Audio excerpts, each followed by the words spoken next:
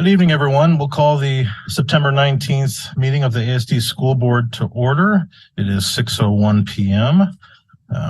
We want to welcome you to our meeting and thank you for attending and supporting the work of the Anchorage School District and School Board. The board thanks students, parents, staff, school business partners, and the entire community for your investment in our district with your time, your talent, and your tax dollars. With that said, Ms. Foster, would you please call the roll?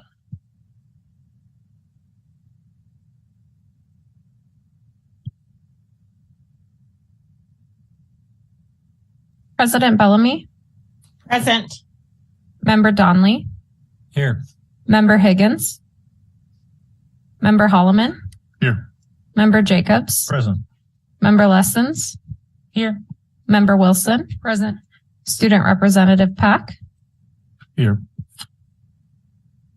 Thank you. Mr. Pack, would you please lead us in the flag salute and land acknowledgement?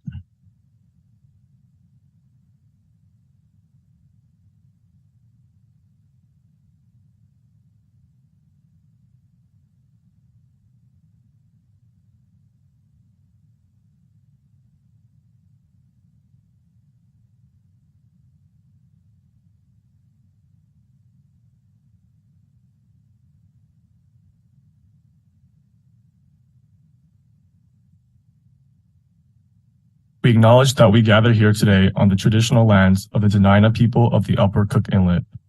For thousands of years, the Dena'ina people have been and continue to be the stewards of this land.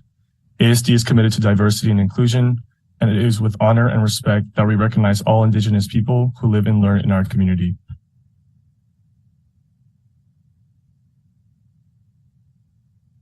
Thank you, Mr. Peck. For any students in the audience, please note the board does try to reserve its front row for students, so please feel free to sit toward.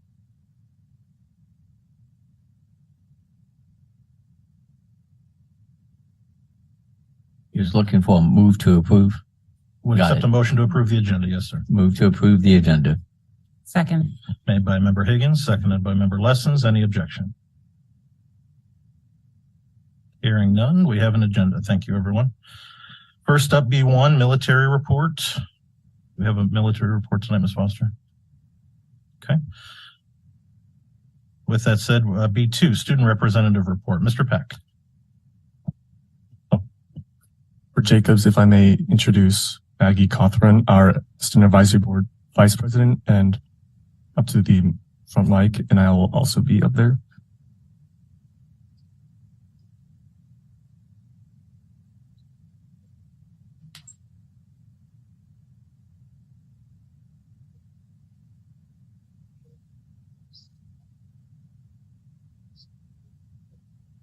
So I have two things to present today. The first of which is our update or recap of our first student advisory board meeting, which we held last Tuesday in this very room. And it was a very packed meeting, to say the least. There were 21 schools present and at least 40 delegates from our Anchorage School District. And in this meeting, we held an introduction to what SAB is, and we went over our Robert's Rules of Order and our Constitution and the mission of SAB, as well as the responsibilities. And we also had students share the goals of their schools this year. And I will read a couple. There we go. So Bartlett, for example, wanted more active community engagement, and they plan to attend the fall conference of the Alaska Association of Student Governments. Diamond High School also plans to keep their school spirit up, and Henshu is planning to raise $4,000 throughout the school year. And that was just 3 of the 21 ambitious goals of our schools. And it was very exciting to see the spirit and ambition of our schools. And in other news, both Maggie and I, she is our vice president, as I said, for the Student Advisory Board, we were both called to attend the Association of Alaska School Boards panel or student panel that took place in the Safety and Wellbeing Summit on September 13 and 14. And we were the 2 delegates from the Anchorage School District out of 9 student panelists. and it was held in the Egan Convention Center. And I believe the students came from school districts ranging from Chivok, West Valley, and I think Juneau, Kodiak, yeah. And in the panel, we stood on the stage of the main room, and we were asked questions on what we believe are the strengths and, I guess, downsides of our schools and educators, and what is holding us back, and what adults and educators need to hear in our school boards. And there was a general theme of a need to foster meaningful and long-term relationships between teachers and students, which calls for a need in retaining teachers, which seems to be a problem throughout the state. And a general lack of resources was shared throughout our student panelists, and a need for more funding. And Maggie, if you have anything else to add. Yeah, I just wanted to highlight overall the student panel was actually, it was a really fun opportunity just being able to share my own input and my voice, but also hear hear what other students from different school districts had to say. And also one thing I really like to highlight is that, like, even though we come from like very diverse places from Alaska with our different needs, and for each of our school districts, we're able to unify and sort of like collectively understand that like we may be different in films, but we do have similar things that we struggle with, and that's something that we can unite and like improve on together. That concludes our report. Thank you. Thank you both. Do we have board member questions for our representatives? Member Lessons. This would just be a request if you could possibly email us a couple of summaries from that meeting. I think it's really valuable to have that student input front and center in our minds as we really engage with the school year. All right, thank you both. Mr. Chair. Member Wilson raised her hand late, and then we'll go to President Bellamy. Better late than never, right? I just wanted to share that I had the pleasure of attending the Student Advisory Board meeting, and it was wonderful to see all of the participation from all of the students, student representatives from each of the schools. I really enjoyed the format that you use. It teaches each student quite a bit in regards to moving forward to as they graduate high school and move on to formal meetings like this. So they're going to be so well prepared. But I really enjoyed that each of the students had the opportunity to share their goals and have that input and practice that public speaking. So really enjoyed that meeting. Thank you, Member Wilson. President Bellamy. Sure. Thank you, Mr. Chair. I just also want to thank Josh and Maggie. Actually, we had 3 students that were interested in participating on the panel, but there was only room for 2. And so I want to thank them and their advisors for really making sure that we had representation at that safety and wellness conference that was in town and focused on educators. I also would like them to consider, and the advisors to consider, participation, the Youth Leadership Institute that will be coming up in November. That also provides an opportunity for students to develop their leadership skills and to share ideas and dialogue with other students from around the state. So Josh and Maggie, you make us proud. Thank you for your hard work, and we love hearing from you guys. Thank you. Thank you both.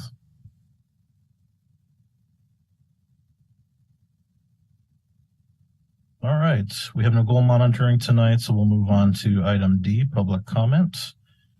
Welcome to the school board's first opportunity of the evening for public comment. The board has set aside a 1-hour time slot at the beginning of our meeting for public comment. Public comments in excess of 1 hour will be heard at the second opportunity at the end of our meeting. Comments may also be submitted in writing. During public comment, board members will not answer questions or engage in conversation with the public. This is the public's time to speak and the board's time to listen. The school board welcomes the public to observe and contribute to our meetings through their comments. However, to be productive, our meetings must be structured and civil. ASD conducts meetings under Robert's Rules of Order, a set of rules for orderly meetings that have been in use since the late 1800s. Those rules require the board and the public to be civil and respectful of each other's opinions and statements. Here are a few requirements under Robert's rules. Do not attack a member or speaker's motives. No profanity or foul language. Refrain from disturbing the meeting. No cheering, applause, outbursts, or waving of signs or posters. If you have handouts that you wish to share with the board, please give them to Ms. Foster, who is seated to my left. As the chair of this meeting, it is my duty to enforce the rules of civility and decorum. As such, and consistent with Robert's Rules of Order, I have the authority to rule any speaker out of order for violations of these rules or failure to conducting themselves in a civil manner. Additional details and information can be found on the handout located at the door regarding audience participation and rules of our boardroom. With that said, we have two student testifiers who have signed up tonight. The first is Lola Whitman. And that's via phone, yes. Hi, my name is Lola Whitman. I'm in 7th grade. I heard that there might be some people coming to your meeting tonight that are going to say really disgusting things about LGBTQ kids and families like mine. I just wanted to call in and say thank you for standing up for kids like my brother who are transgender and my LGBTQ friends. I feel like people are trying to make my brother and our friends feel different and scary from everyone else, like they're scary or something's wrong. It feels like they want to separate us, but we're not different. I never saw myself as any different from my brother until people started talking and making a big deal about it. We like a lot of the same things. We were basically the same person. We like macaroons, gaming, food, sleeping in, and hanging out with our friends. But I can go to the bathroom without people giving me uncomfortable looks. And I didn't have to walk to a different bus stop to avoid harassment by kids.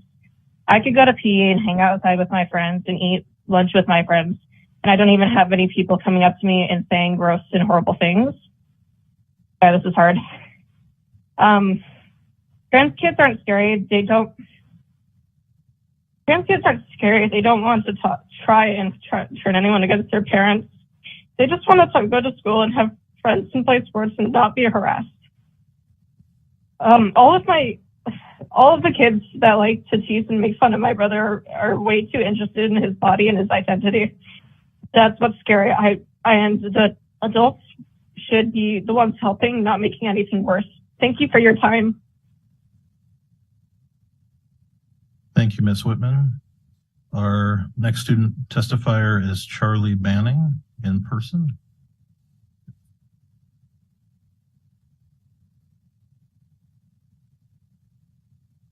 Welcome, Charlie. You have 3 minutes when you're ready. Hi, my name is Charlie and I'm a freshman at Stellar Secondary School. I'm excited but a little bit nervous to be speaking in front of you today. But as Audre Lorde said, when we speak, we are afraid our words will not be heard or welcomed. But when we are silent, we are still afraid. So it is better to speak. So I'm here to speak up. I'm a military kid. I came out as queer and trans in 5th grade while living in Ohio. Over the next 2 years, I was bullied for my identity when I was in school. Other kids constantly called me slurs and made derogatory comments. This happened during class, in between class, during lunch, after school. It was endless. While I had a couple of teachers who supported me, the majority of the teachers and administrators did nothing. The whole culture of the school, along with being a target, led me to struggle with body issues, self-harm, and anxiety, on top of my gender dysphoria. Over those 2 years, I lost multiple friends as I found the courage to express my true self. Despite how hard Ohio was, I was terrified to move here because I didn't know what to expect. My family and I had researched schools and spaces where I would feel safe, and we landed on Stellar. Stellar has been the first place outside of my family where I was finally able to be myself without worrying how I would be treated. I was finally Charlie, not Charlie the trans kid. I, for the first time in my life, found people who understood what it's like to be a kid like me. The reason I'm sharing that with you today is because over the past few months, my family has been very aware of the anti-trans legislation and policies that, if put into place, would change my school experience. I have watched what has happened in the Mat-Su Valley, and I feel very anxious and afraid of this happening in Anchorage.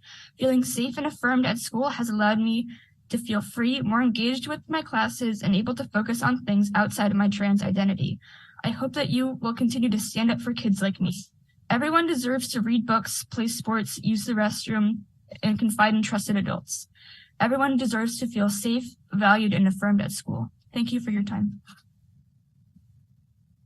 Thank you for your testimony. That concludes our student testimony. We'll move to community speakers. Our first speaker signed up is Kaylee Loven. via phone.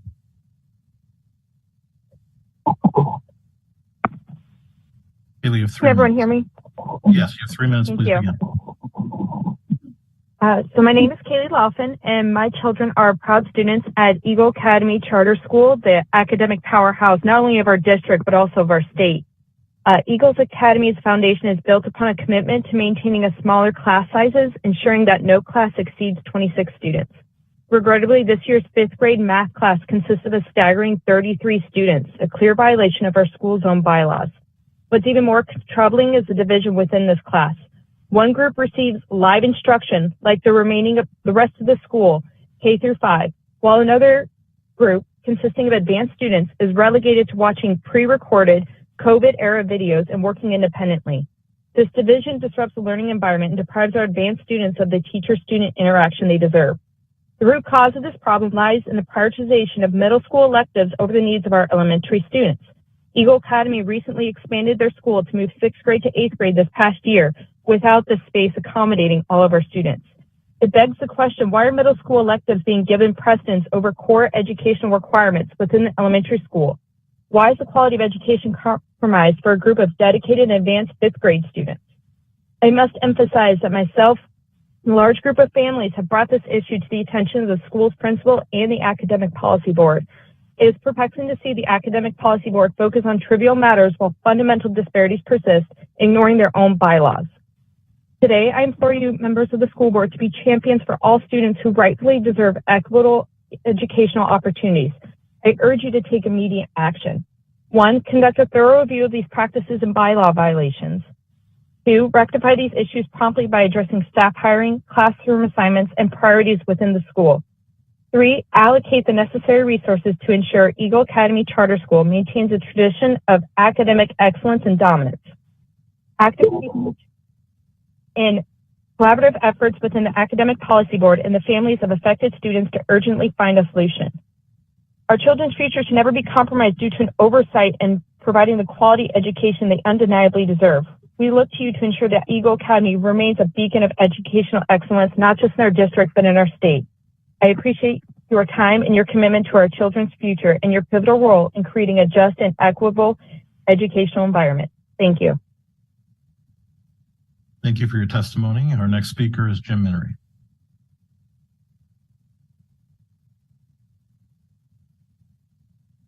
Welcome, Mr. Minery. You have 3 minutes. Please begin when you're ready.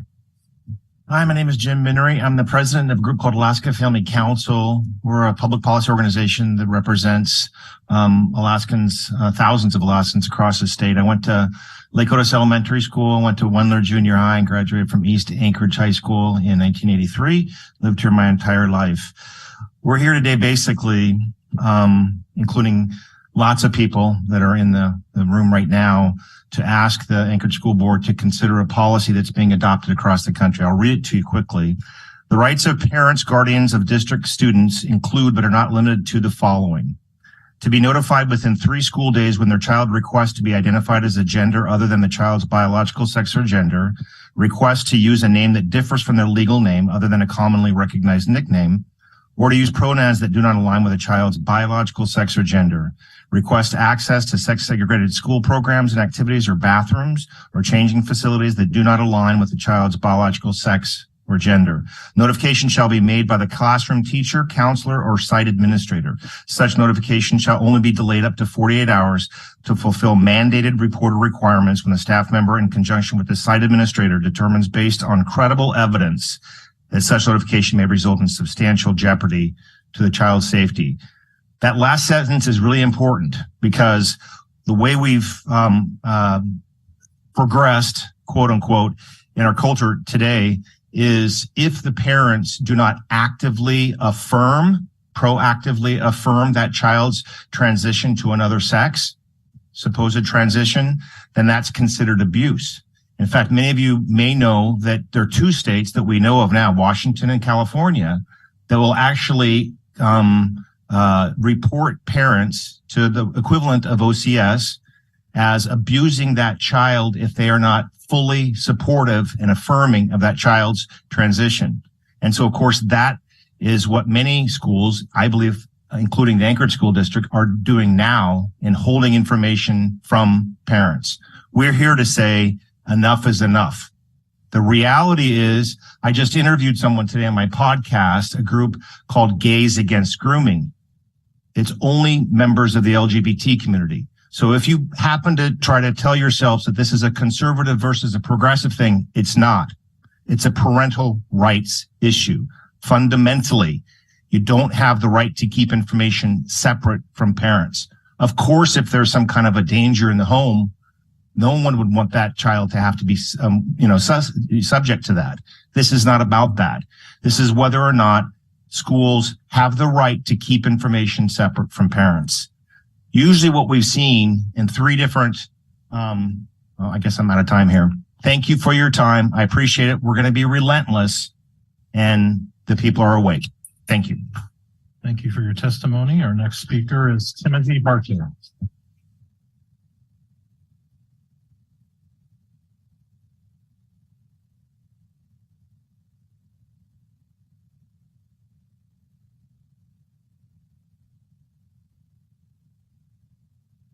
Good evening. I'm Tim Bartow from Eagle River, and I am also with Alaska Family Council. I'm here to speak on the topic of parental rights tonight. Government institutions, which include public schools, do not have the right to keep information about a child from that child's parents. A government that intervenes in the moral upbringing of a child by asserting or even encouraging values that are contradictory to those of a parent's is putting the government above and in place of the family. And family is the most important structure in society. When tyrannical governments want to subjugate a population, they drive wedges between children.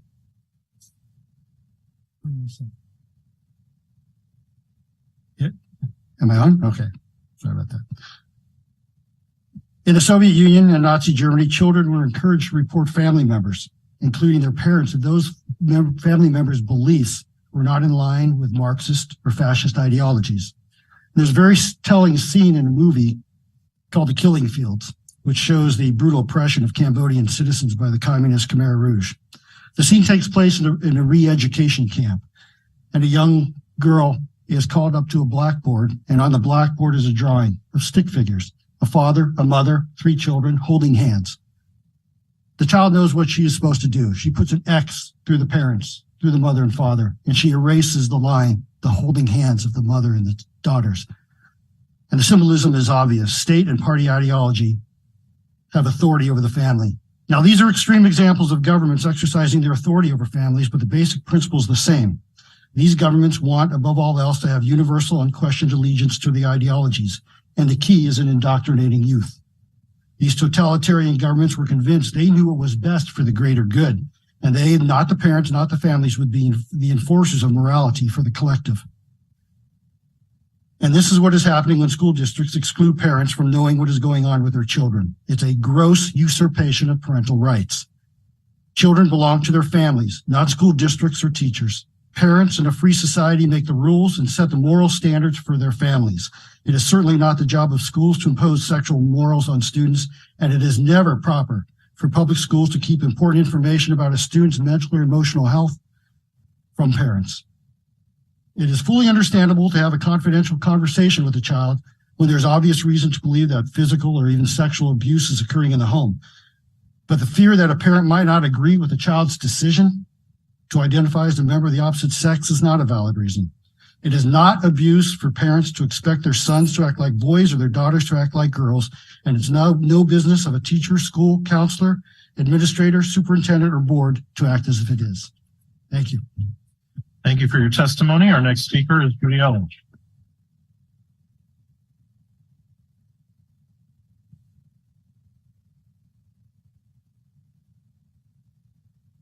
Okay. So folks, in order to get through our list of speakers most efficiently, we need to withhold applause for now. Our next speaker again is Judy Elledge. Judy, are you still here? Great. Welcome. You have 3 minutes. Please begin when you're ready.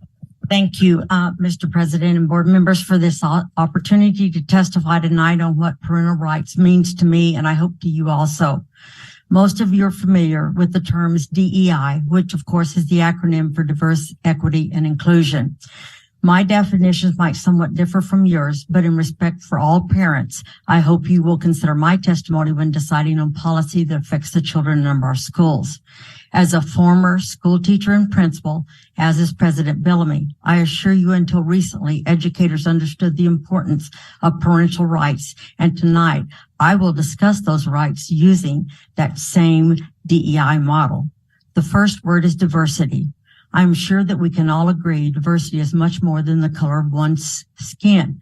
Diversity should also be the consideration of one's thoughts based on their culture and beliefs. When writing policy, are you considering all parents that have children in your schools?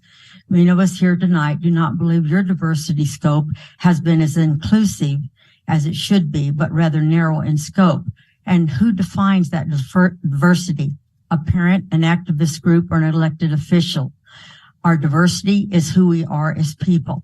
Secondly, the word equity, which seems to have replaced the word equality in our world.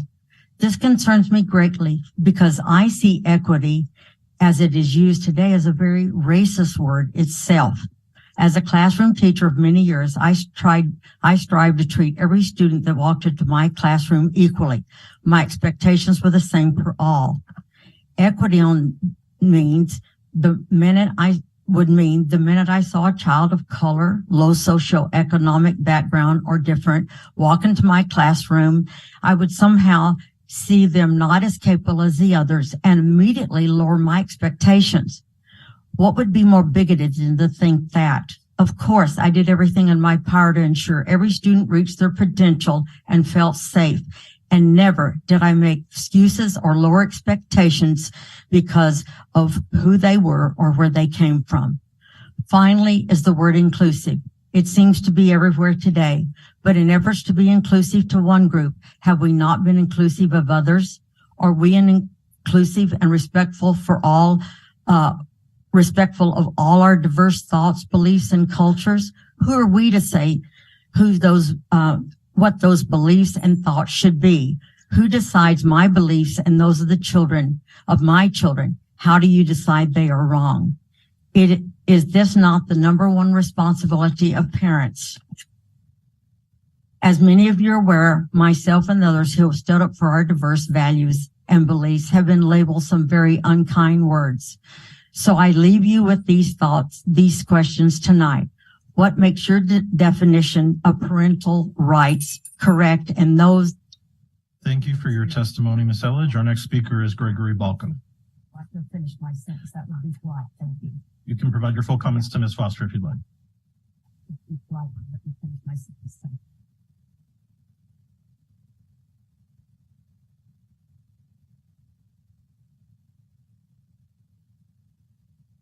Welcome. You have 3 minutes. You can begin when you're ready, sir.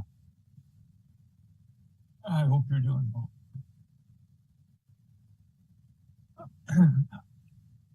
The last time I was up here, I was trying to get Northwood Elementary going, and I had a lot of support from the school board. Tonight, I've been part of the district for 27 years. After I got done as a teacher, got done as a principal, I have spent the last 5 or 6 years as a substitute. I believe in what the Anchorage School District does. I really believe in being a part of it, whatever way I can. I've thought that education, properly done, was a three-legged stool with the teacher on the one side, the student on the other, parent on the other. I know some principals sometimes see the parents and the teacher looking at them like that. You know, it's not. We're all equal partners in that education. And the most important one I ever had was not as a teacher. It was as a parent. I was a parent of 4 kids, and 4 kids going to the school district at this time. Any school district is a challenge, but I was on my knees a lot. And I continue to be. I've got 1 grandchild and I've got another on the way. These are the delights of my life. I am striving to see the Anchorage School District uphold their definition of parental rights that says parents are full partners in their child's education and are involved as appropriate in decision making to assist in the education of their child. What is more, as I was a principal, you could not give out an aspirin without involving the parent, much less something that is going to impact their life forever. So I'm asking you to consider some type of language that will help protect our parents' ability to know what's going on in their kids' lives. So that's my comment for the night. Thank you for your testimony. Our next speaker is Joshua Smith.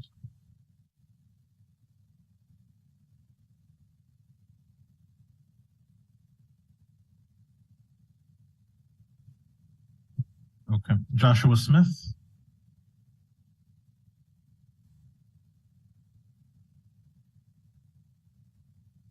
Following Joshua Smith will be Lindsay Banning. Joshua, please begin when you're ready. So we've heard from a lot of parents tonight, and that's really important. But honestly, a perspective we haven't heard from is actually queer people. And the two students that spoke up, I have to commend them on their strength because that's not an easy position to be in. But my perspective is I was that queer kid that barely made it to adulthood, because what so many people are missing is being that queer kid. I grew up in a small town here in Alaska as a queer kid, and there was no safe place at home. There was no safe place at school. And that is such a profoundly lonely place. And so not being able to go to school and have that safe place, I just isolated myself further, and it resulted in me going to bed most nights hoping I never woke up. And that's something that now, being an adult and after several attempts on my life, the fact that I'm still here is honestly remarkable. But the fact that it's 2023 and kids are finally finding their safe place, because realistically schools don't have the power to control home life with these kids. Every student's home life is unique, but what they can control is creating a safe learning environment for every student where they feel safe and where they belong. And so in 2023, it's so encouraging as that queer kid that barely made it to adulthood, seeing these kids find that safety in school. And so we keep hearing parents need to hear about when something changes with these kids. As that queer kid, if somebody would have outed me, if my school would have found out and told my parents, I would have walked off into the woods and nobody would have ever found me. It's something that kids, when they are different, they know that they're different, but they may not always know that it's okay that they're different. And so the fact that the schools are creating a safe environment for these kids to know that they belong. And guess what? When the kids are ready, they will talk to their parents. And so the real question to the parents out there is, you're worried about your kid going to school and coming home with a new pronoun or a new orientation. Well, you're worried about the schools creating a safe environment for these kids to be themselves, because it's something they've probably known about themselves a significant portion of their lives. But if you're worried about your kid going to school and learning something new about themselves, maybe you should be promoting more of a loving, affirming environment at home so your kids come to you and talk to you first. Because as that queer kid, it's not easy. I didn't come out to my parents until I was until I was 22, and my parents loved me, but I grew up in that small community. So my challenge to parents is maybe check your biases, check what you think you know, maybe some of your ignorance, do some research, and maybe promote that tolerance and that loving environment for all kids, regardless of how they present or who they are. Because if worse comes to worse, your kid knows that you love them from the bottom of your heart, and that's it. But realistically, if there is a trans kid or a queer kid, that could save their lives. So blaming the schools for creating the safe environment, that is misguided. I am thankful that the Anchorage School District continues to support the all kids and the inclusion of all kids and the safety of all kids. So, and for all the queer kids out there, just know that we are proud of you. You belong, and you are going to change the world in the most amazing ways. So thank you. Thank you for your testimony. Our next speaker is Lindsay Banning.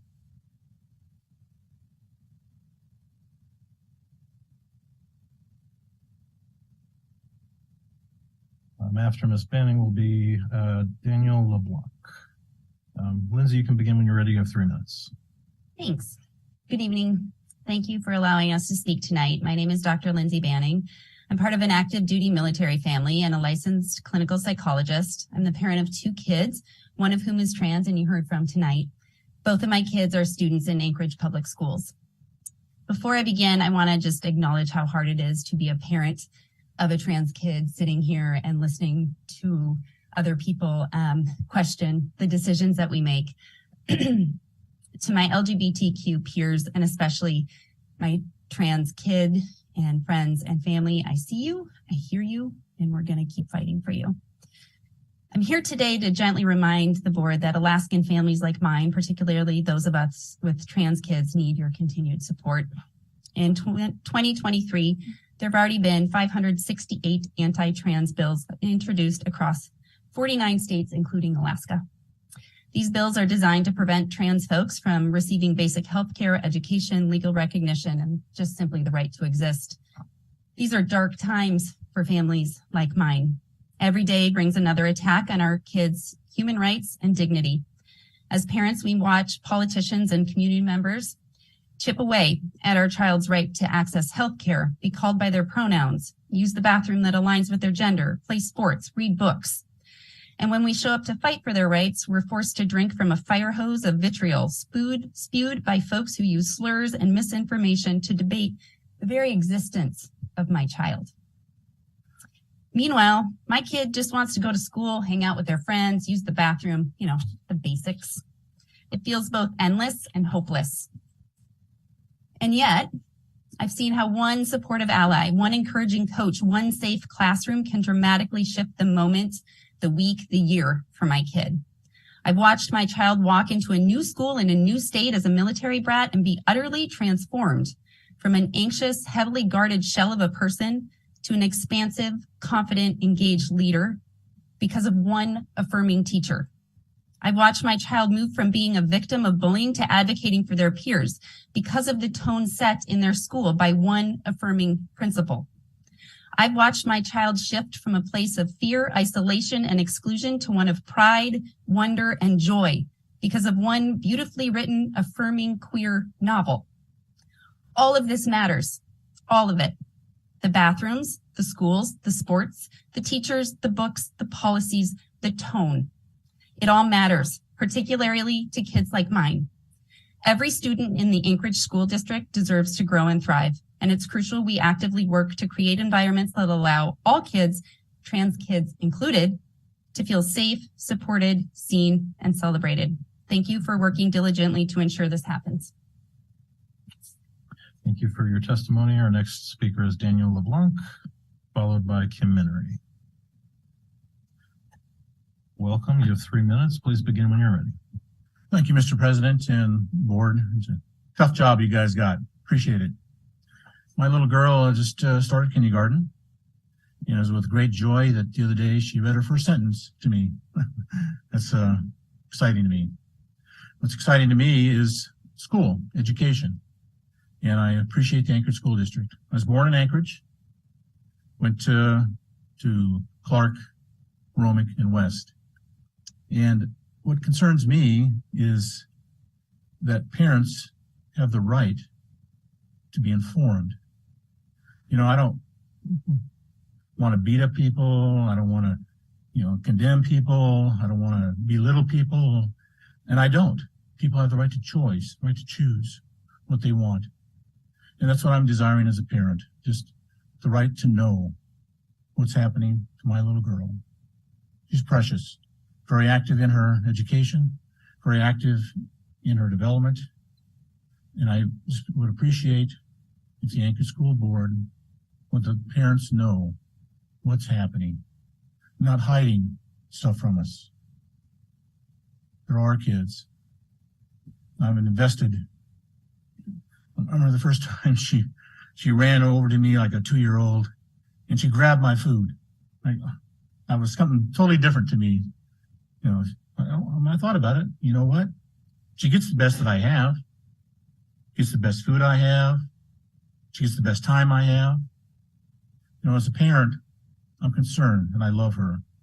And I just desire to be informed, that parents be informed what's happening with their child. Thank you for your service. Thank you for your testimony. Our next speaker is Kim Minery, followed by Maureen Crumley.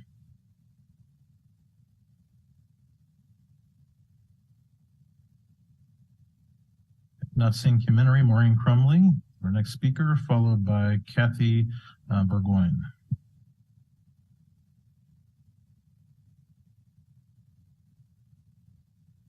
Hi, thank you. My name is Maureen Crumley. I'm a mother of 4 kids, raised here in Anchorage.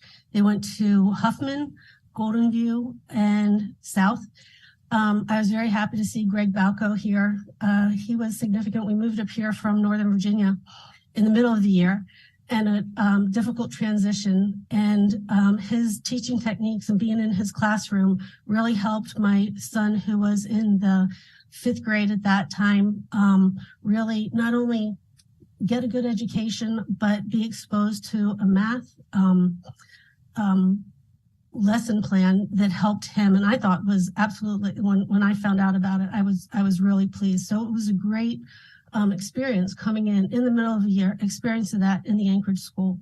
Being a mother of 4 kids has been the greatest privilege of my life. And those relationships are beyond anything I could have ever imagined. I would ask you please to respect the parents' rights to know what's going on in their kid's life, whether it's good or bad, accepting the policy that informs parents of a child, what are they going through? They're going through a hard time. And for me, the most important, it's a God-given right. It's part of natural law to want to love your children, to be part of their life, to care for them. And whether it's good or bad, because it's not all good. I had 4 kids. I know it's not all good. And there's hard times, and I would be heartbroken if I wasn't able to be there for them. And sometimes it was difficult. Even when they went away to school, there was times that I would hear about things that I would just so much want to be there. And today, even, telling them that I was going to be here, coming to talk to you. And it's really the driving force of being a mother and wanting that relationship with children that I think is universal, and it's built in all of our souls, and it's here, it's there for us. So please consider the informed consent to parents. It is a difficult time. I can understand that, but I wouldn't want to be deprived the good times or the difficult times with my kids. So thank you so much for your time. I appreciate it. Thank you. Thank you for your testimony. Our next speaker is Kathy Burgoyne, followed by Jay McDonald.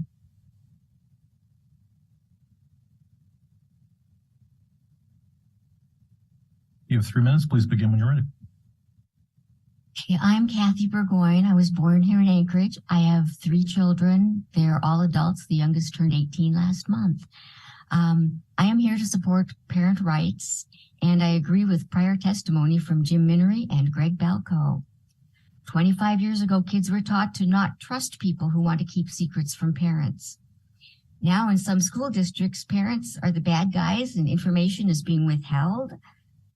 Please trust that parents know their kids very well and have their best interests at heart. They are our kids to raise according to our values, according to the best job we can. Parents want to do the best job they can with their kids. They are our kids, not yours. And don't keep secrets from us. Thank you. Thank you for your testimony. Our next speaker is Jay McDonald, followed by John Cunningham.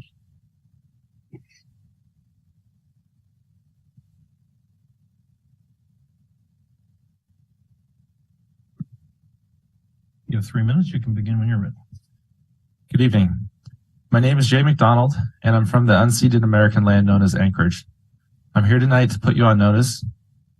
You may be complacent in the knowledge that Alaska state courts are biased in your favor, but your policy of secretly transitioning children and hiding it from parents was just tested in federal courts in the case of Mirabelli versus Olson. The court observed that, and I quote, "The United States Supreme Court has historically and repeatedly declared that parents have a right grounded in the Constitution to direct the education, health, and upbringing and to maintain the well-being of their own children. In Troxel v. Granville from 2000, the court remarked, the quote, and it's another quote, "The custodial parent has a constitutional right to determine, without undue interference by the state, how to best raise, nurture, and educate the child. The parental right stems from the liberty protected by the Due Process Clause of the 14th Amendment," end quote.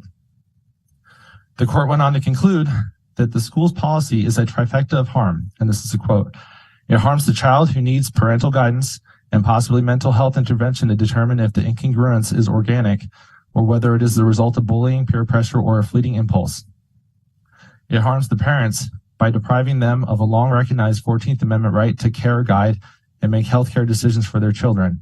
And finally, it harms teachers who are compelled to violate the parents' rights by forcing teachers to conceal information they feel is critical for the welfare of their students, violating teachers' religious beliefs, end quote.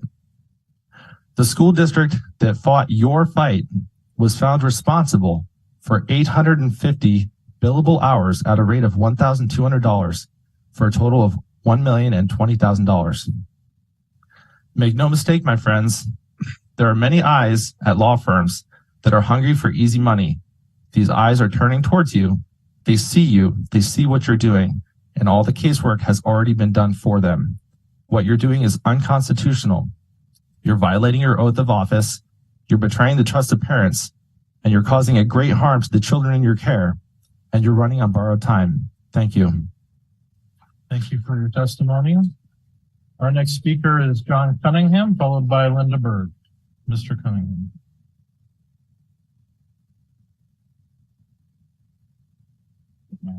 Either one. Yep. You have 3 minutes. You can begin when you're ready.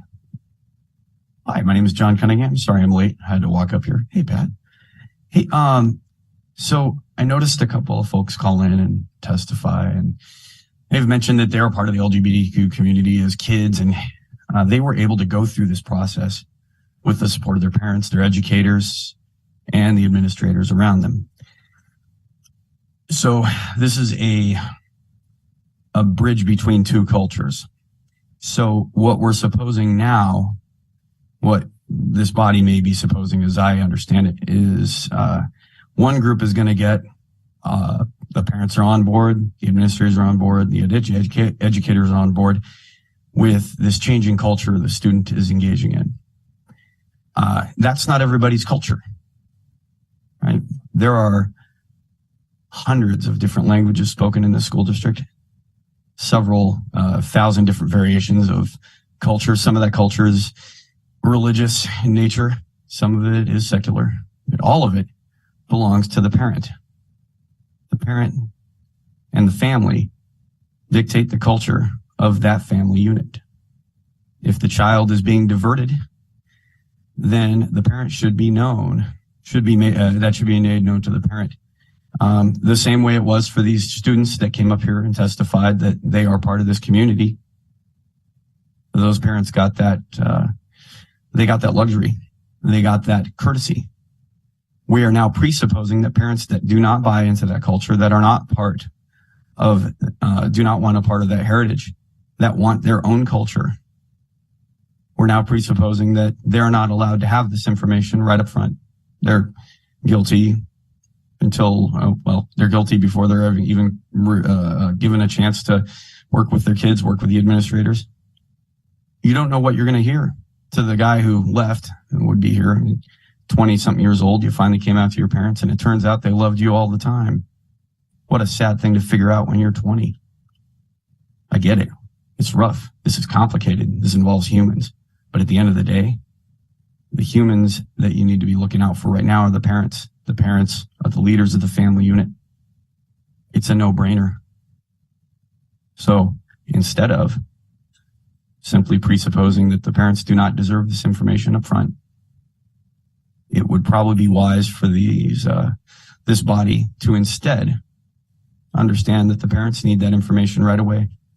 Same as if you had to give the kid an albuterol inhaler because he's having chest problems, or if you wanted to throw him an aspirin. It's a no-brainer. That's it. Thank you for your testimony. Our next speaker is Linda Berg, followed by Sandra Bloomfield. Welcome. You have 3 minutes. You can begin when you're ready. Thank you for allowing me to be here, and thank you for the work that you do and come to support the school board and want to support the students and want to support the teachers especially. My background is 35 years in higher education. I was at the University of Washington for 10 years and the University of Anchorage, Alaska Anchorage, for 25 years. And I started at APU when I first came up for about 6 months or so. And then I went over to the University of Alaska. I've served as the Vice Chancellor of Student Affairs, the Professor of Graduate School of Education, taught graduate school education and leadership. And this to me is all about leadership. And I don't think leadership comes from passing new reasons to do stuff. I heard the kids tonight and they're pleading for help. And I think we can support our students, whoever they are, by helping them learn their values and relationships and nurture that with love and stuff that you don't talk about in the schools necessarily. But I know that that works. And the literature that is going on with this agenda is not right. You can't remove parents from having any say in their children's education and personhood. It doesn't work that way. And it would be a real sad thing. I would really be sad if anything like that happens because it's not right. I think there's other ways to attack all of this and not the way we're doing it with the agenda. So I don't approve of removing parental rights. I believe in relationships and values and rights of the students. And there's natural laws that provide that if we just get down to looking at who we are, what we want, and then to come together in love and injustice, not injustice, in justice, so that we have the students working together. So thank you for allowing me to be here and good fortune. Thank you for your testimony. Our next speaker is Sandra Bloomfield, followed by Ray Crocken. Good evening, and thank you for listening to all of us. My name is Sandra Bloomfield, and I'm here to tell you that parental rights are about trust. When we send our children to school, we trust that they're going to get an education, reading, writing, mathematics, and social studies. But that's the only social issue that you need to concern yourselves with. These kids come from a home, and if teachers are truly worried that kids that are LGBTQ plus are going to be ostracized in their home or treated poorly, there's a mechanism for that, and that's the Office of Children's Services. It is not the responsibility of the school board. So the trust has been violated here for parents, and that's the way most of us feel here this evening. I was born here before Alaska became a state. I went to Lake Otis, Wendler, and East High School. I'm not going anywhere. And you might take a look at the legal case of 1994, Blomfield versus ASAA, ASD, and the Department of Education. Because when you violate our trust, we're not going to put up with it. So I want you to think clearly about what you do and the decisions that you make, because these parents aren't going anywhere. Thank you for your testimony. Our next speaker is Ray Krockenberg, followed by Gabby Ike.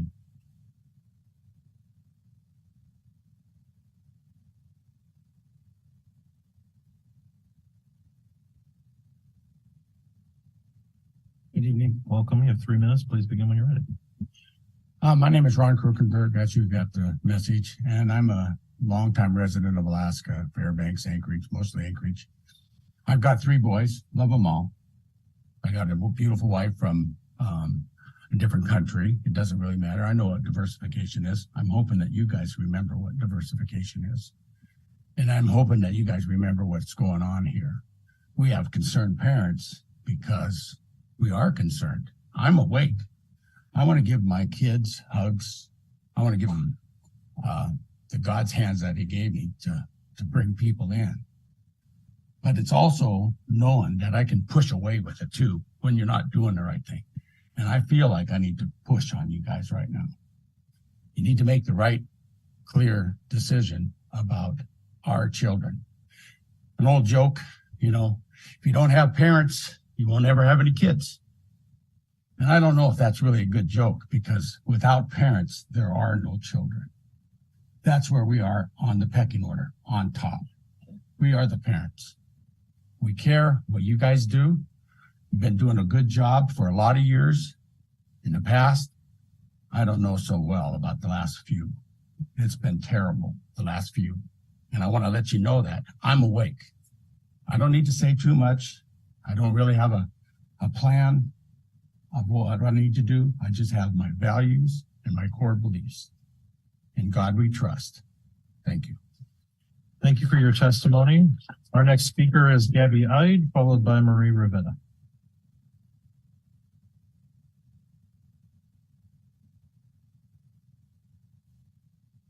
Welcome. You have 3 minutes. You can begin when you're ready. Good evening. Thank you. My name is Gabby Ide. I have 3 children in the school district, a 9th grader, a 7th grader, and a 1st grader. I am deeply concerned about the way that the Anchorage School District has created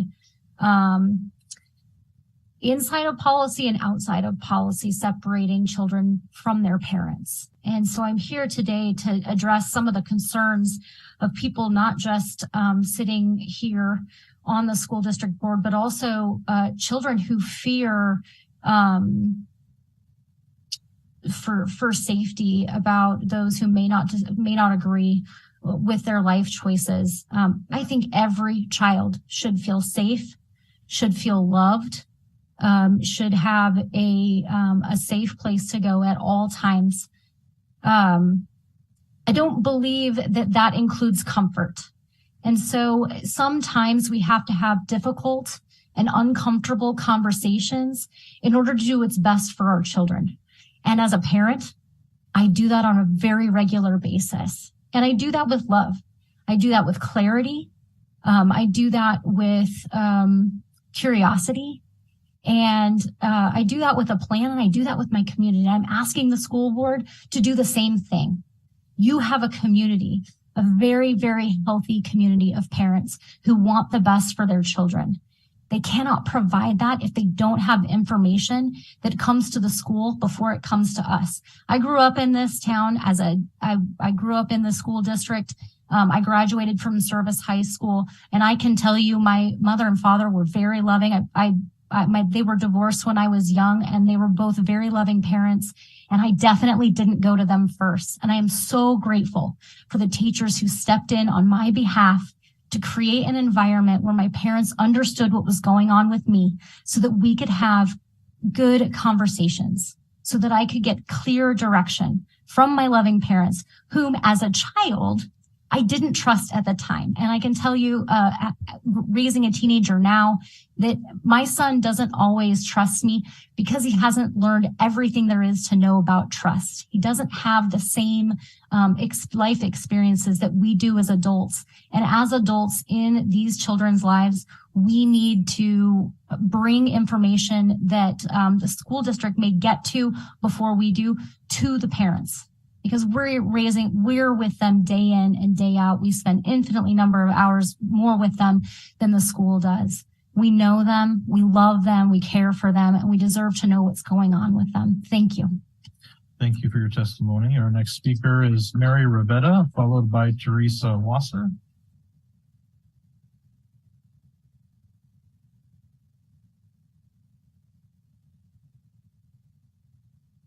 Either one. Welcome. You have 3 minutes. Please begin when you're ready. Hi, thank you, everyone. This is only about the second time I've done this, so I'm pretty nervous about being in front of people speaking, but I wanted to weigh in to the topic. I was an engineer at Boeing and retired with them. It's a little bit of my background. Grew up in a military family. I moved up here a year and a half ago from Los Angeles, where I retired. And I would like to say that I married a man who has several grandkids, that we have several grandkids. And I also got a master's degree in psychology, where I worked as a substitute teacher in Los Angeles. So I was in the school district, and I did see where kids that could be 6th grade could go and get an abortion with their teacher's permission. And there's their grandkids for the parents. They won't even see those grandkids because they aborted them. I mean, that's some of the stuff I did see in Los Angeles that was going on there. I don't want to see that kind of thing where there's that much of a a degradation of the family here.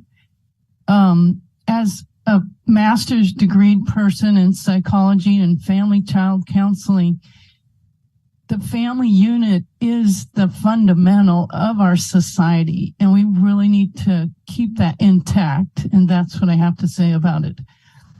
That I want to keep the parents intact with the children.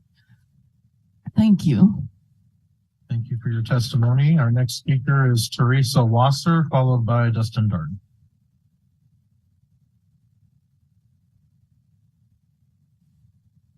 Welcome. You have 3 minutes. Please begin when you're ready. Thank you.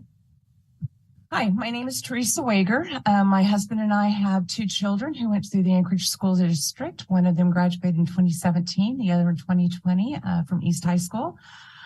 I'm here today just to talk about the wonderful experience that our kids had in the Anchorage School District. They developed friendships with teachers and staff members and administrators that they still have today. It was a wonderful, amazing experience for our kids. It wasn't always wonderful with some of their behavior, but it was good. It was a good process. We were always allowed the opportunity to know when our kids were sick, when they were tardy for class, when they weren't showing up for class. We had the communication with the teachers and with the administration when our kids were struggling with a class, with another teacher, with other students.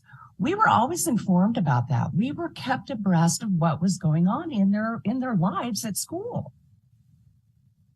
So I find it kind of strange that when children are struggling with their identity or with their feelings, they're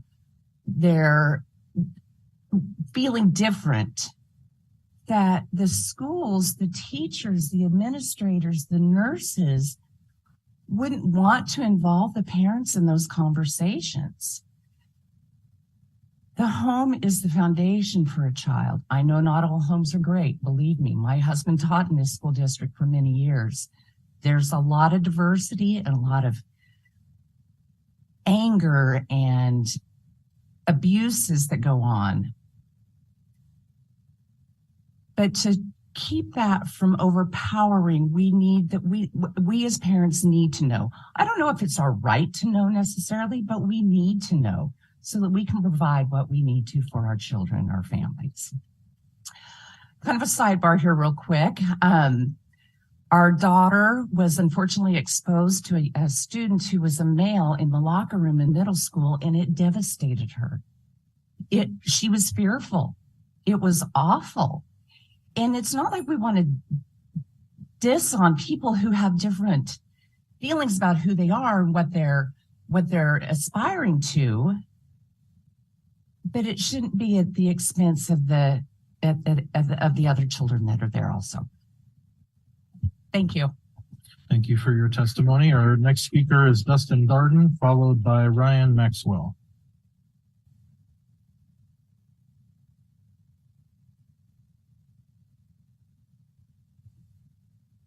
Hello, my name is Dustin Darden. Thank you for your service. Congratulations on the new appointment, Mr. Barrett, for the new position. So I do have some current information I wanted to brief you on. Pfizer launched its COVID vaccine, which was called a vaccine, which never was. In March 30th, 2021, months after the public rollout of the so-called COVID vaccine, the United States and the United Kingdom, Pfizer admitted its vaccine was still being studied. Long-term effects of the vaccine were not known. Efficacy of the vaccine was not known. And the possible adverse effects were not known. There's a document I encourage everyone to look up. It's the Pfizer Manufacturing Supply Agreement, very current, and it's recently released. You look that up, 5.5, page 21, it says purchase acknowledgement. Purchaser acknowledges the vaccine and materials related to the vaccine and the components, constituents, materials being rapidly developed due to the emergency circumstances of COVID-19 pandemic will continue to be studied in the provisions of the vaccine purchased under the agreement. Further acknowledge that the long-term effects of the vaccine are not currently known, and that there may be adverse effects of the vaccine that are currently known. Further, to the extent applicable, the purchase acknowledges that the products shall not be serialized.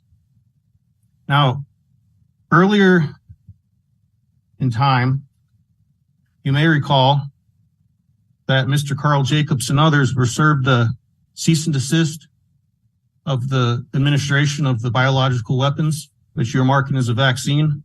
This was served to you live on camera August 3rd, 2021, which anyone can search.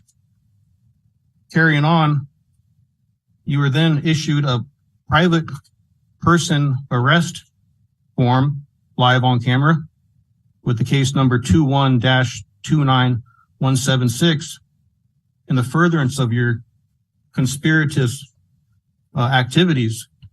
Now, with the knowledge knowing that this so-called vaccine, which was falsely represented as a biological agent, from the bottom of my heart, I come to you in peace and ask for you to wholeheartedly stop, cease, and desist all coercive opportunities you are making on these children, for judgment is coming.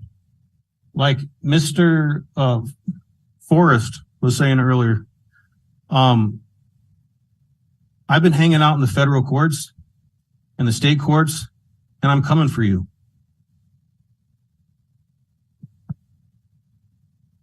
Thank you for your testimony. Our next speaker is Ryan Maxwell, followed by Sarah Hedman.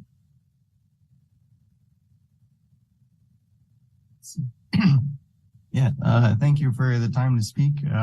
As others have said, I am very nervous right now, so I apologize for stuttering. For those who spoke up earlier from the LGBTQ community, talking about being ridiculed, I, of course, that is not okay, and I'm sorry that has happened. I don't think anyone in this room believes that is okay, that we should be ridiculing people for whatever reason. Having said that, I would think some of my perspective could be very helpful. I actually have lived over in the Middle East for several years, of my own accord, not military, but as a student over there, in countries that are, by and large, are recognized as terrorist countries. So places that even like church buildings and things get blown up by terrorists. But in these regions, like one of the things that I saw that was absolutely shocking to me is as I walked around in the neighborhood and, make friends with the locals, like you see little kids is like 5 years old walking around without parent supervision at all. And they're just going up to the store and they're, giving money to buy stuff. And what I'm getting with that is the level of trust in these communities is unparalleled compared to America right now. America, our trust is completely dissolved. There is no trust anywhere, which is why in Anchorage, you will never ever see a young child walking around by himself for fear that that child will get raped or get kidnapped or whatever. So what I'm saying is, yes, there are issues. There are issues with, families. We're people. People have issues. So of course there's going to be, there's going to be parents that are going to be not nice to their kids, as there always has been since the beginning of time. But breaking down trust even more by not informing parents, that in my view, that leads to more destruction of trust, more disunity, more dissolving of the trust barrier, which makes up strong communities. So again, I would say that we really need to look at these countries that have been known as terrorist countries and say, actually, they have something that we don't, which is strong family units that they do trust each other. That's what I have to say. So thank you for listening. Thank you for your testimony. Our next speaker is Sarah Hedman, followed by Stacy, and all we have is the last initial of C. Sarah, you have 3 minutes. Please begin when you're ready. Welcome.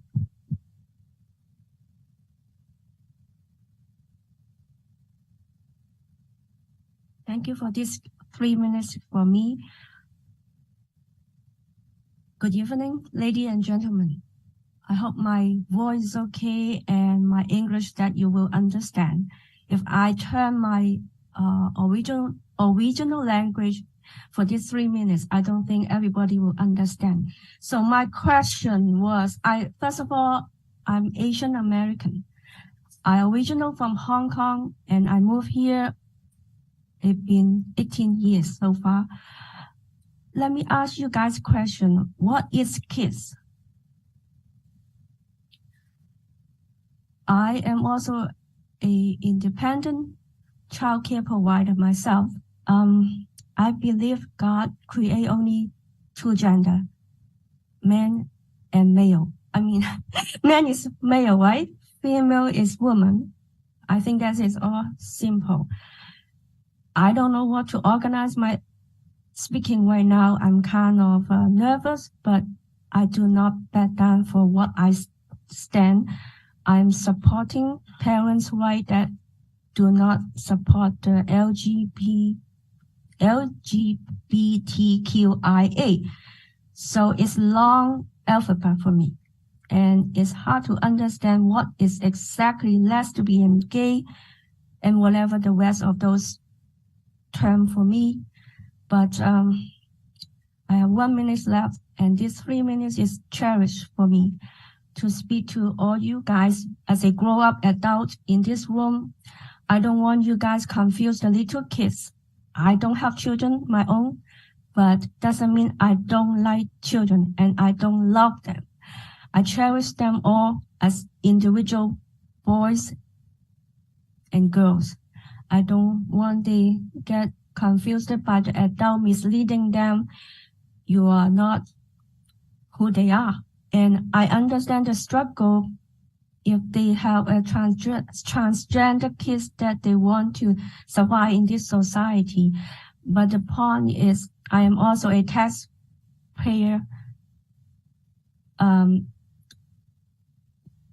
myself, and I'm not just focused on children benefit. I'm also asking you guys taking care of my taxpayer constitution to you as a school system. I personally did not agree to support the agenda for this transgender will be take place in school. Thank you. Thank you for your testimony. Our final speaker tonight is Stacy. All we can make out is the last initial of C, maybe. Welcome. You have 3 minutes. Please begin when you're ready. Hi, thank you for allowing me to speak. My name is Stacy Lang, Lange. I am a mother of an elementary age boy, and the purpose of my being here tonight is to express my support of parental rights and my deep concern regarding the promotion of gender ideology that is permeating public schools across the nation, including ASD. In 2017, the American College of Pediatricians stated that gender ideology harms children and urged healthcare professionals, educators, and legislators to reject all policies that condition children to accept as normal a life of chemical and surgical impersonation of the opposite sex. The ACP went on to state that conditioning children into believing that a lifetime of chemical and surgical impersonation of the opposite sex is normal and healthful is child abuse. Endorsing gender discord through public education and legal policies confuses children and parents, leading more children to present to gender clinics where they will be given puberty blocking drugs. This in turn virtually ensures that they will choose a lifetime of carcinogenic and otherwise toxic cross-sex hormones and likely consider unnecessary surgical mutilation of their healthy body parts as young as adults. What compassionate and reasonable person would condemn young children to this fate, knowing that after puberty, as many as 88% of girls and 98% of boys will eventually accept reality and achieve a state of mental and physical health? Gender ideology that is currently being promoted by ASD has no place in this district. And yet it is in this district. And it's because of the policies that you all have passed that there is gender dysphoria amongst children as young as 5. And now you are telling us that we have no right in having conversations with our children. Over the past year, I've been getting emails from the superintendent asking, are there ways, suggestions that you can provide feedback on to increase enrollment? Yes. Stop with the indoctrination of gender ideology and CRT in schools and get back to the basics. Thank you. Thank you for your testimony. That concludes our public testimony portion of our agenda. We'll move on to section E, consent agenda. Board members, is there anyone who wishes to pull an item from the consent agenda for discussion? Mr. President, Member Donnelly. I'd like to pull memorandum 037. It's item number 6. All right. We'll move that to action item F2. Is there any other member who wishes to pull an item from the consent agenda? Seeing none. Is there a motion to approve the consent agenda as amended? Move to approve the consent agenda as amended. Second. Made by Member Holloman, seconded by Member Higgins. Is there any objection to passing the consent agenda as amended? Seeing none, the consent agenda has been passed. We'll move on to action items. F1 student hearing. What is the will of the board? Would accept either a motion to approve or a motion to table. I move to table. I'll second. Second. Made by Member Lesson, seconded by Member Wilson. Will there be objection? Okay. Absent any objection, the motion to table passes unanimously. Moving on to action item F2, ASD memorandum number 037, approval of AASB Be Smart resolution. Is there a motion to approve for discussion? Move to approve the motion. Second. Made by Member Holloman, seconded by Member Higgins. Member Donnelly, you pulled this item. Do you have discussion? Thank you, Mr. President. I appreciate the work that was done in committee on this resolution regarding gun safety and gun violence. And I appreciate the amendments that were done in the committee level. But there's one remaining item of concern for me, and that's on the first page at the very last paragraph where it reads, in Alaska, violence due to firearms is the #1 cause of death for children and teens ages 0 to 19 in Alaska. I believe, once again, the same issue that I raised at the committee level. I don't think the violence is due to firearms. It's due to people misusing firearms. And I would move to amend to remove the due to and replace that with involving, so that the new sentence would read, violence involving firearms is another one cause of death for children and teens ages 0 through 19 in Alaska. Is there a second? Second. Made by Member Donnelly, seconded by Member Higgins. Just a moment to confirm with Ms. Foster we have that change.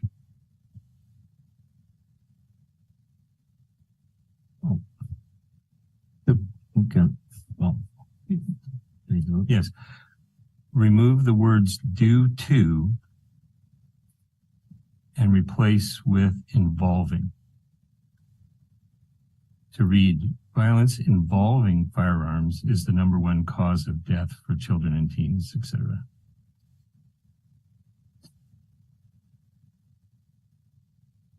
Is there additional discussion? Member Lessons. Yeah, I'm going to object to that amendment. Nationally, 4.6 million American children live in households with at least one loaded unlocked firearm. Every year, more than 700 youth under the age 18 die by gun suicide, and 350 unintentionally shoot themselves or someone else. The number of children's deaths by firearms, which is tracked by the CDC, a figure which includes firearm homicides and firearm suicides, is larger than the annual number of children's deaths by motor vehicles, cancer, or suffocation. 3/4 of school shooters acquired their firearm from the home of a parent or close relative. In Alaska, firearms are the #1 cause of death for children and teens aged 0 to 19. An average of 20 children and teens ages 0 to 19 die from firearms every year. About 1 in 10 adults live in a home with an unlocked and loaded firearm. In 2019, when Alaska had the highest gun death rate in the U.S., the second highest rate of death by firearm suicide in the nation, and the 11th highest homicide rate in the country, 24 youths aged 0 to 19 died by firearms. 17 of those deaths occurred by firearm suicide. Again, these are CDC terms. A 5-year average from 2015 to 2019 shows that American Indian and Alaskan Native males ages 15 to 24 are at highest risk for dying from firearm suicide in Alaska. And the latest 2019 Youth Risk Behavior Survey in Alaska, as we stated a year ago in our unanimously 7-0 passed resolution, pointed out that 48.9% of Alaska's high school students reported they could, quote, get and be ready to fire a loaded gun. 25.3% of Alaska's high school students said they had seriously considered suicide within the previous 12 months. And 8.5% of Alaska students reported having carried a weapon, which includes a gun, knife, or club, to school on at least one day in the previous 30 days. So I will not support the amendment.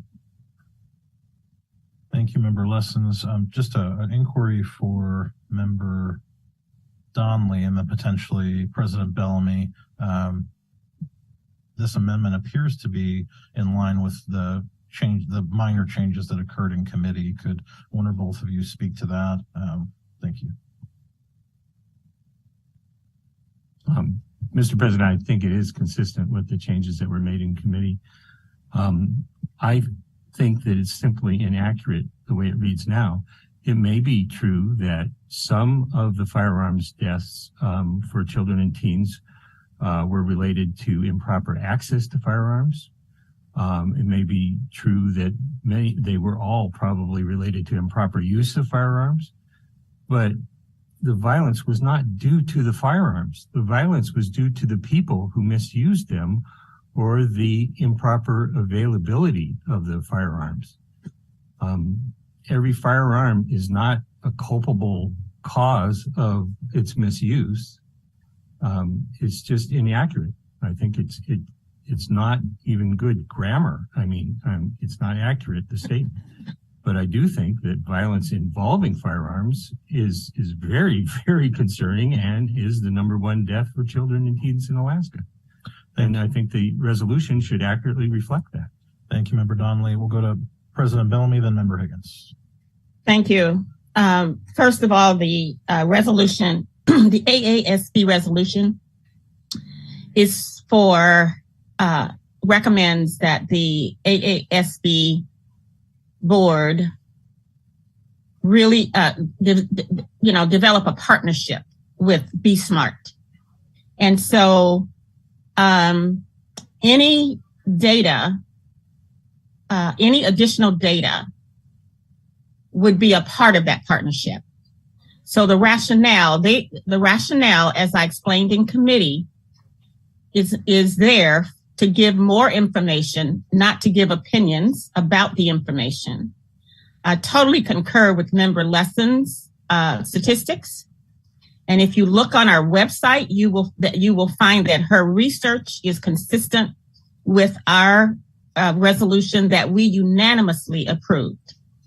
And I agree with Member Donnelly that we captured his initial changes in I think it was the first paragraph under rationale. So I will not support the amendment because I think I think it's Member Donnelly's opinion. It does not represent the data as we know it to be, both from Be Smart and from the work that we have done with them to gather the research. So thank you. Member Higgins, the floor is yours. You know, I view this first as almost grammatical at first, and I understand that. Everything else that Member Lessons read, none of that's changing, and I don't think anybody's disputing the fact, and I don't know whether it's better to say that access to firearms is the #1 cause, if you wanted to say that. I would just see violence due to firearms indicates that violence happened because there are firearms, and I don't think that's grammatically really correct in saying it. So I see the change having value for that purpose. And you could almost say, if you wanted to, access to firearms is the number one cause of death for children and the other. And that's accurate. And that may be the direction to go into, change it that way to go, if there's interest in that, saying access to firearms. That's really what we're talking about. The firearms are out there. We have to recognize what's happening with kids. There are a lot of contributing factors to it. We've got to do more with mental health. We've got to do more with access to the things. But access to firearms is the number one cause of death of children. I think that's accurate without watering it down, if that would be amenable to others.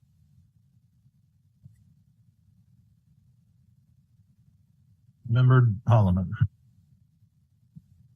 I don't want to minimize in any way the statistics that Member Lessons brings up, but I agree with Member Donnelly. The semantics are wrong in this.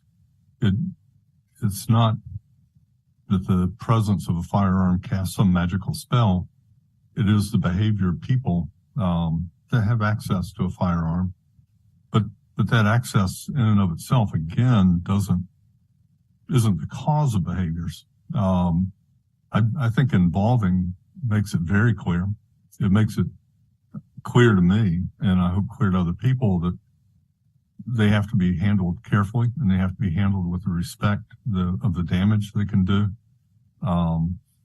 They're going to be omnipresent in Alaska well into the foreseeable future because of the lifestyle here and our living situations. All the more reason, I think, to not vilify them, but also to emphasize they need to be secure. They need to be kept in a way that may be accessible, but only by people that have the understanding and the self-control to use them appropriately and whatnot. There definitely is a feeling by some people that we're trying to vilify guns themselves. I think we ought to avoid language that suggests that. And simply say, yeah, they're involved in a tremendous amount of damage that warrants our attention and concern. When we had more electives in the Anchorage School District, hunter safety was part of it, which included a substantial segment on gun safety with mock-up guns in our middle schools. I'm not sure how many times the elective was taught in high school, but that's faded as we've lost staffing and lost the number of electives that we used to have. But it's about the recognition of the damage they can do and the safe handling of them. We're going to be involved with them. We just have to be involved with them in the correct way. So I support the amendment. Thank you, Member Holloman. I'll second that. I see this change, as I mentioned, in line with other minor and grammatical changes that were made in governance. The underlying data, Member Lessons quoted, is indeed compelling, and why I'm glad AASB is taking the matter up. With that said, I don't see any other members wishing to speak. So, Ms. Foster, can we have a voice vote on the amendment to ASD Memorandum number 037?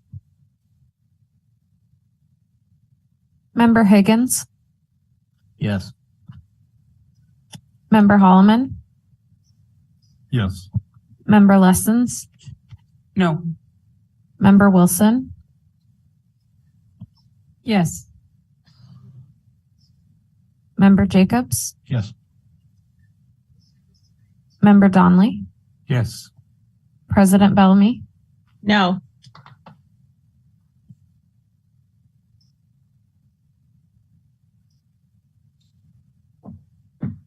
That amendment passes 5-2. We have the underlying motion to approve ASD Memorandum number 037 as amended. Is there further discussion? Hearing, seeing none, then Ms. Foster, can we have a voice vote on the memorandum as amended?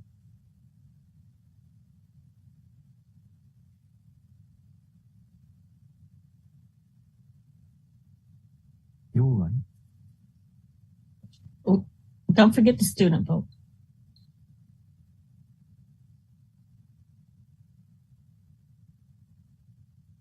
Member Donnelly? Yes. Member Higgins? Yes. Member Holloman? Yes. Member Jacobs? Yes. Member Lessons, Yes. Member Wilson, Yes. Student Representative Pack, Yes. President Bellamy. Yes. That motion passes 7-0 with our student representative voting yes. That concludes our action items for this evening. We have section G, non-action items. Does any board member wish to discuss a non-action item before they come in front of us at our next meeting? Hearing, seeing none. We have our next section is H, public comment. We've completed public comment this evening. Our next section is I, superintendent update. Dr. Bryant, the floor is yours. Mr. Chair, thank you, and good evening, ASD community. I'll keep it pretty short and sweet tonight. The staff is focused on the big 6 major initiatives that are aligned to our board goals. Really, my focus has been on touring classrooms with principals and trying to get staff, focused on that and really minimize distractions at all costs to ensure student learning. So right now, the big ticket items, CCL, College Career and Life Readiness, ELA, our new ELA curriculum, and our rollout of professional learning communities. I happen to have attended my 4th PLC personally myself, where the schools are developing their vision and mission with their colleagues as they begin the pivot to focusing on student level academic data. Next month, we'll resume our cadence of discussions on goal monitoring. As I've shared before, the state is still delayed in releasing AK star scores, but continuous improvement still needs to happen in ASD regardless. So we'll be looking at fresh M-Class data next month on reading achievement data to guide our discussions. The work doesn't stop. And then just a reminder, our College Career and Life Readiness convening is on October 12th. That's rapidly approaching. And a major thanks to United Way for being our convening partner for this effort and amplifying our voice. And lastly, let's all work together, students, staff, parents, board members, myself, to keep students safe. If you see something, it's important that you say something. We need to take all threats very seriously. And when we're aware of any sort of threat, please know that minutes later, we're coordinating with local, state, federal agencies to figure out what are the next steps. We're working with content experts to help the district conduct a threat assessment. Today, there was an incident. It turned out to be not a credible threat as determined by law enforcement officials. But in urban districts across the nation, anonymous threats are all too common. And today was low credibility as determined by the experts. So we need to be vigilant. We really need everybody's eyes and ears out there. And please, if you see something, say something. It could save a life. And that concludes my report tonight. Thank you, Superintendent Bryant. Are there board member questions for the superintendent? Hearing, seeing none, we'll move on to school board and administration comments. We'll start on my left. Member Higgins, the floor is yours. Shucks, I like being last, and you have this unlimited amount of time. I thought, well, they did this. I want to start by just saying, I know we heard both sides of an issue tonight, and what I appreciated was the civil discussion. And we, in a democracy kind of situation, both parties feeling like they can express their concerns, they can do it in a proper way. And I feel like that was done tonight. And that by itself is what democracy should always be about. And I appreciate that. I wish we had time to actually start with a problem statement. This is what the issue is. These are both sides, and go back and forth, because then it would be a little more meaningful, I think, to everyone in line with it. Because there are issues on both sides of every issue. There's always both sides, and both sides learning from each other is important. But I appreciate the civil discussion that took place. It's the way all the discussions should take place. And so my appreciation for everybody who spoke tonight means a lot. Don't have a lot more to add, but I got a lot of time left over, so it's real tempting. With that, though, I'll go ahead and yield early tonight, and just thanks again. Thank you, Member Higgins. Member Donnelly, the floor is yours. Thank you, Mr. President. I'd like to thank everybody who testified tonight also. The particular issue that seemed to be the dominant issue here is a administrative guideline that was adopted a few years back that indicates that for secondary students, it's not necessary or required that parents be advised of these specific issues. That's an administrative guideline is not a board policy. Only the board can adopt a formal policy. And there are then administrative regulations based on those policies that the administration can adopt. The thing that was questioned by many people tonight, as far as the information being provided to parents or not, is neither one of those. It's a guideline that was adopted some years back by the school district. It's never come before the board for a vote one way or the other. I think it's due that it come before this board to be considered whether that guideline, that very narrow part of those guidelines, is appropriate or not. I think it's very concerning that parents, we would have something in place that implies that parents do not need to know about these very important things occurring with their children. Thank you, Member Donnelly. Mr. Pack, do you have any closing comments? I would like to also echo the sentiments of Member Donnelly and Member Higgins on thanking everyone who came here today to testify. And I hope that we have more opportunities for civil discourse where we can all come to the table and come to an open conversation where both parties are recognized. And I hope that we can find a solution to this issue where both parties can agree and that all rights of both parties are respected. Thank you. Thank you, Mr. Pack. Member Wilson, the floor.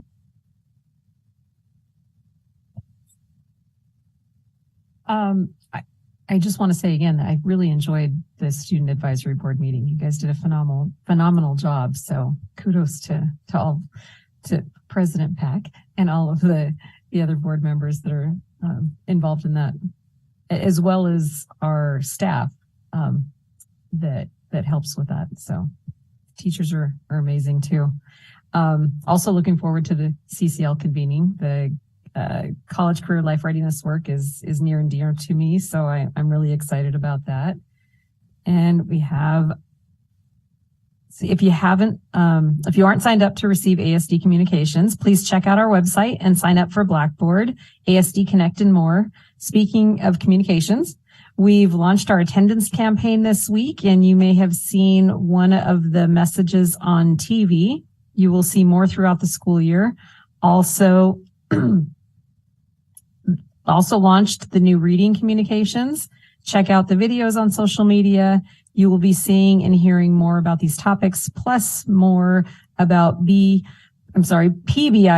middle school move, school start times, CCL, which is career college and life readiness. Finally, check out the latest Weather Lab story from Begich Middle School. And our next communications meeting I wanted to announce is on October 5th at 1 p.m. Thank you. Thank you, Member Wilson's. Member Lessons, the floor is yours. I wanted to start by thanking people for taking the time out of their lives to come to the school board tonight. I think, I spent some time recently thinking on the importance of civic readiness as an important component of educating all students for success in life. I appreciate the civic readiness that community members demonstrate when they engage with the school board, when they engage with their schools. I think that the concept is really important. I hope that we can maybe do more to grapple with it, with the skills and competencies that are a part of civic readiness, though I think that they're harder to measure than literacy or numeracy. But when we have students, like Josh and the other students in the room, they demonstrate that they're capable of so much achievement and growth in that area. So I think that's an exciting prospect. I wanted to share that I continue to love visiting our schools and taking advantage as a parent to pay attention to extracurriculars as well. These visits, watching teaching and learning, collaboration, and I'll be frank, grit in spades continues to leave me uplifted and inspired. So, as a school board member, I have the privilege of kind of going into any classroom I want and spending however long I want to or care to do in the orchestra class, and they can show me what they are capable of doing. And it's beautiful to see, only a few weeks in, they're not just playing their instrument, they're playing collectively as that body. It's really inspiring to hear students in an applied technology class reflect on failure. What went wrong? What do they do to make it right? How do they work together, that teamwork, to improve it? Frankly, it's really humbling to just sit back and watch calculus class because it's been a long time since I took that class. But there's an artistry there, and an interrogation. And I think that's really exciting. I think it was really a privilege to be in a school on September 11th. There was, teachers were using that opportunity to engage their students at a deep and very personal level. One teacher, brought in a picture of himself as a child in front of the Twin Towers as he gave led a discussion on the science of the buildings themselves. Another teacher shared her memories. They were looking at a passage. I didn't see the passage, but it was an English class, and asking the students about the word choices used. And then they went off into a discussion of her experiences on September 11th. It's engaging and it builds those relationships. We've heard people talk about the importance of that teacher-student relationship. So it is just such a joy and a privilege to spend time in our classrooms. And it's really impressive to attend some of these sporting events where kids are slogging through mud in some terrible rain and weather. Our Alaska kids are tough as they come. So good on them. Thanks. Thank you, Member Lessons. Member Holloman, the floor is yours. Yes, I wanted to say, first of all, thank you to the community for all the comments tonight. One of the things I've always admired about Anchorage, and I'm one of the people that moved here by choice, is that we can talk and take different positions, but still be very civil tonight. And I think everyone was. Speaking as a classroom teacher, I do want to say that these issues come from the outside into the classroom. And they come because it is a second home for students. They do need to feel comfortable. We want every child in the room to be safe, to be comfortable enough to learn. And historically, that hasn't been the case. It hasn't always been a friendly place for children of color, for kids that had a different sexual orientation. In talking about it, it's not so much that I think any teacher wants to normalize it, but they do want them to be treated as other kids in the class. Simply say our goal as classroom teachers is to simply get through the role and get to our subject material and teach that. That's what we want to do. That's what we think about as we're planning for class every day. There may be some people in the system that go beyond that, and they shouldn't. And so if you feel like someone is really pushing an agenda, I hope you'll contact the principal first, and hopefully they would react to that and review it and really look at it. But if they don't, then please keep pushing up the ladder to let people know. But that is sort of the natural order of things. Teachers are supposed to stick to their subject area and teach. It is the case that we have a lot of students in our schools that come from very dysfunctional places. That's not most homes, but it's just some.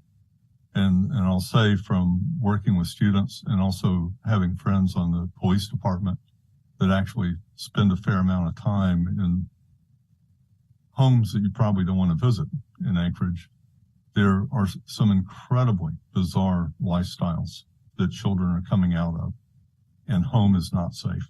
Home is not a place where they're listened to. Home is not a place where they're respected. As an educator, you don't necessarily know.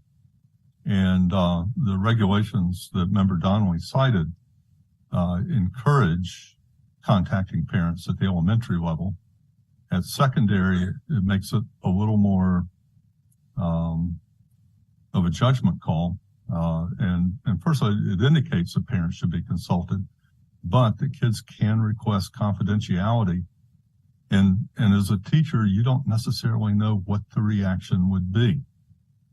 Certainly, if you think a child's about to do something unsafe, or do something that is going to cause long-term harm, at some point you do have a responsibility.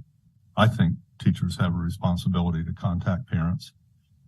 But in trying to have a working relationship where students do have a safe place, you kind of have to respect that initial request for confidentiality unless it crosses some kind of a line that forces you to get there. Again, I'm speaking as one classroom teacher and someone that has been in a lot of classrooms when I did technology work. I know a lot of teachers, I worked with a lot of teachers, but there may be exceptions and there may be people that are doing things that are inappropriate. I like to think that those are individual cases that we need to deal with individually. Having been in situations where you had students that were either passing as a gender that they weren't born as, first of all, they didn't always let teachers know. So I hope people understand your kids keep us in the dark, just like they keep you in the dark sometimes. They're not telling us everything, and they're not always telling us the truth. But when you discover these, it's a very difficult situation to navigate. And I say this from being a high school teacher in the 90s. This wasn't something I experienced a couple of years ago. This is something I experienced a couple of decades ago. It's been going on for a long time and has been handled in a lot of different ways. I wish we had had administrative regulations that put the whole staff on one path and that created a policy that you could look at and agree or disagree. But the reality as a staff member, and especially for the student, it was just a different world as you move from one room to the next. And you had a student would have no idea how the next teacher was going to react. The guidelines give direction to all the staff so that students have some degree of stability in what they can expect. But I would emphasize again, if you read the regulations, it leans to parental involvement. But in the case of secondary, where a student exerts that that's not safe for them or not a good option for them, you would hold back. I will admit, I don't know what the case would be if a parent called and asked point blank. If a student requested confidentiality and a parent called to say, hey, what's going on? And I would ask that the administration consider perhaps having someone from counseling in a work session outline to the board and by the same time to the public, what are some of the issues that come to schools along these lines? What are the general expectations? What would be the reaction? I've had conversations with people from the public that literally felt like we were taking kids to the hospital for transgender operations. And I'm going to say it's not, I almost got the feeling that people felt like we were doing it in the building during the course of the school day. I'm sure that doesn't happen. But I also don't think anyone's encouraging kids to go that route, nor trying to be understanding of kids that are expressing confusion or expressing whatever they're trying to figure out. It would not be the same thing as endorsing that action or pushing kids into that action. But I think some daylight on how counselors do handle this. I do think that anyone that talks to counselors at any length will be surprised at the range of issues that kids come to school with. I mean, we have kids that show up that do not have enough to eat. They're not faking a thing. They're not getting fed. They don't have an avenue outside of school to get food. And we deal with that. But there's such a broader range of issues that kids are being impacted by. And we don't have resources. And it's not that we can stop everything else we're doing and work with families on this issue. We do what we can. But it's a confusing and a difficult thing. I assure you that no teacher invented social media.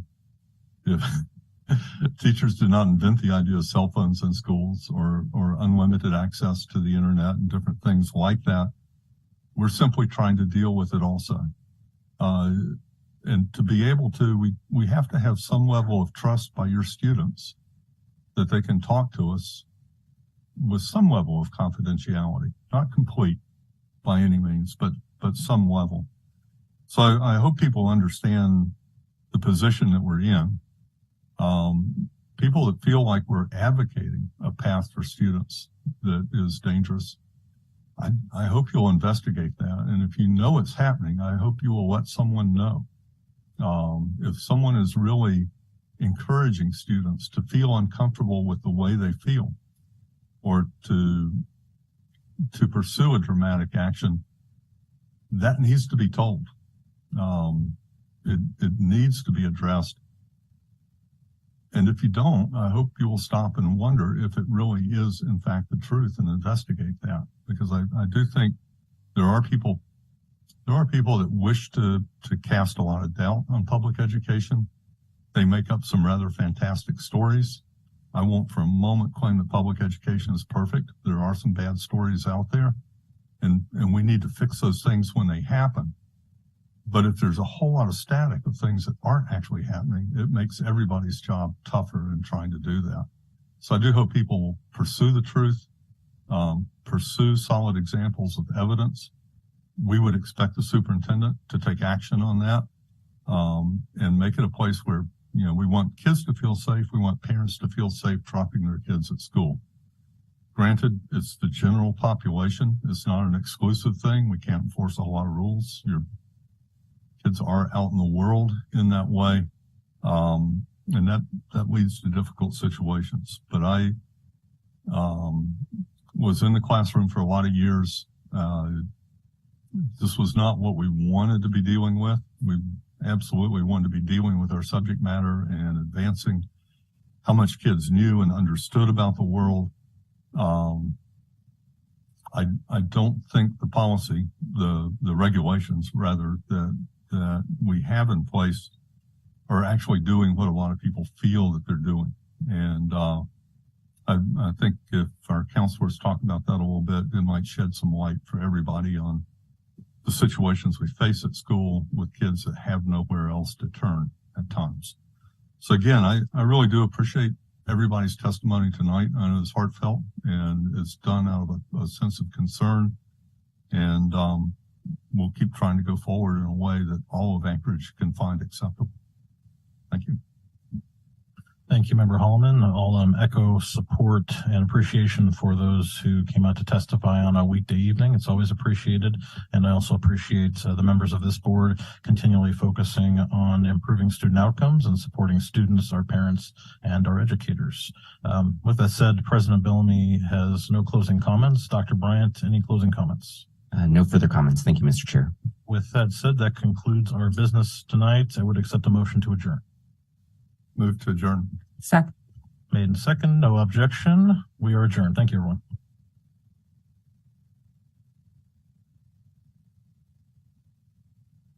Recording